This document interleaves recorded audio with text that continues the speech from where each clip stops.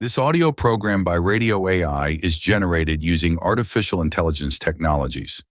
The voices you hear in this program are synthetic, and the thoughts they express are shaped through artificial intelligence-driven reasoning and iterative refinement.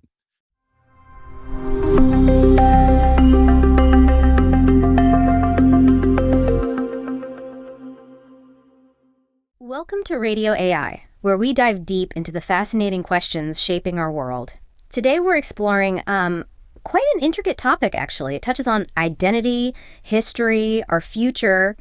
It's all about protecting minority languages. It really is a profound subject, and often, it gets framed as this sort of tension. A tension between what? Between, preserving culture on one hand and pragmatic adaptation on the other. We're not just talking about lists of words. Right. We're talking about entire systems of thought, unique ways of seeing the world, how knowledge itself gets passed down. Think about like the Kayapo people.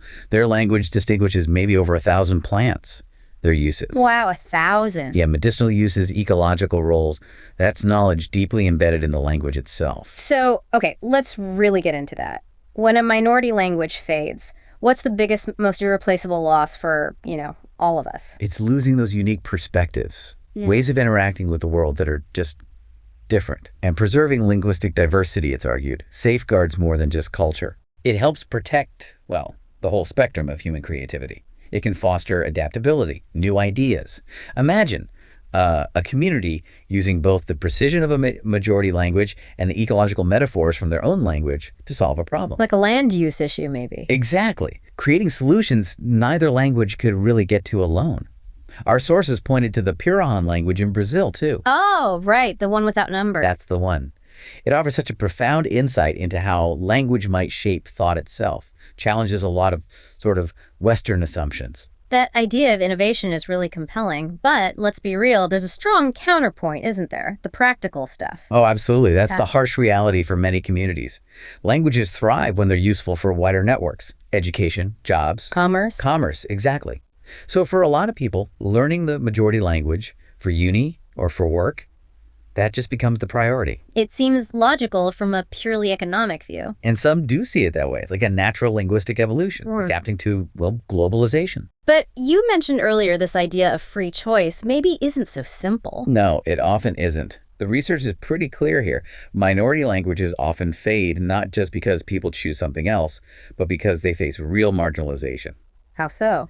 Things like being excluded from official recognition, no support in schools, sometimes even social stigma.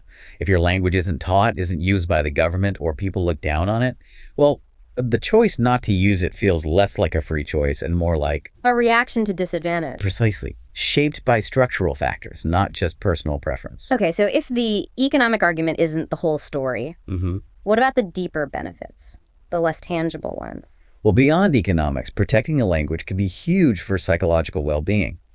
It reinforces community identity. It strengthens those vital bonds between generations. You mean like grandparents and grandkids being able to connect? Exactly that. And we've seen examples where language revitalization actually helps reduce things like depression among younger people, reconnecting them to their heritage. It's powerful stuff. That really resonates. But I guess there are trade-offs, right? When resources are limited. Absolutely. Always trade-offs. Spending a lot of curriculum time on a minority language might mean less time for other subjects seen as key for, getting ahead economically. And you could end up with generational divides. That's a risk too. Yeah. Older generations speaking mainly the ancestral language. Yeah. Younger ones only fluent in the majority one. That impacts how culture is passed on, even just family closeness. Decision makers grapple with this. They might use frameworks like the UNESCO one on language vitality. Right, looking at things like how many kids are learning it. Yeah, intergenerational transmission, where the language is used home, school, public life, trying to weigh that long-term cultural value against maybe more short-term efficiency goals. And it's not just about schools, is it? Daily life changes things too, like moving to cities. Definitely. Migration often means fewer chances to just casually use the language day to day. But then you have digital platforms popping up. The internet, a double-edged sword. Very much so. It offers incredible tools, sharing learning materials, archiving knowledge, connecting speakers who are spread out. It can give a language new life online. But yeah, it's not a magic fix. Unequal access to tech is a big one. And just using it online doesn't always mean people start speaking it more in daily life. Right. Plus, there are worries about how the internet might even reshape our languages, simplifying grammar, maybe focusing too much on writing over rich oral traditions. But it could also spark new things, new art forms. For sure. Online poetry, music, memes even. It's a really dynamic space. So, thinking about protection, it doesn't necessarily mean forcing everyone to speak it all the time, does it? Exactly. It can be about documentation, recording it, studying it. It can be about integrating it into arts, public signs, making it visible, ensuring it's there as an option, a vibrant part of the cultural landscape, rather than an obligation. Which leads to that really tricky balancing act you mentioned. Sentiment, efficiency, ethics, diversity.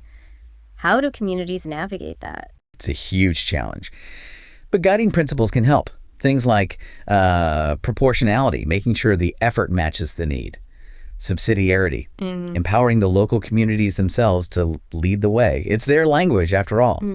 And self-determination, recognizing their right to choose the future path for their language. These ideas can help navigate all those competing claims. So as we wrap up, maybe something for you, our listener, to think about.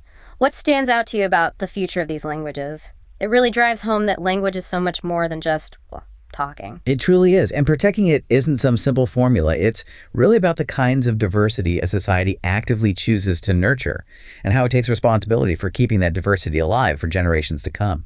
Thank you so much for joining us on Radio AI and listening to this deep dive. We genuinely love to hear your thoughts or reflections in the comments below.